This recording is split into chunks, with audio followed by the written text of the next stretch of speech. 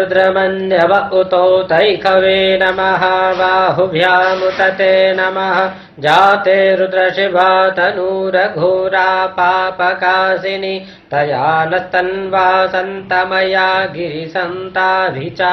कसीः जामिखुं गिरिसन्तहस्ते विवर्गस्तवे शिवाङ्गिरित्रताङ्कुरुमा हिगुंसीः पुरुखं जगता शिवेन वचसा त्वा गिरिसाक्षा वदामसि यथा नः सर्वमिज्जगदयस्मद्गुंसुमना असत अद्य वोचदधिवक्ता प्रथमो दैव्यो भिकख अहिंस्व सर्वाञ्जं भयन् सर्वाश्च जातु धान्यो धराचीः पराशुभ असौ धत्ताम्रो अरुढ उत बभ्रुः सुमङ्गलः जे चेनगुं रुद्रा अभितो दिक्सुत्रिताः सहस्रशो वैखागुंहेड इम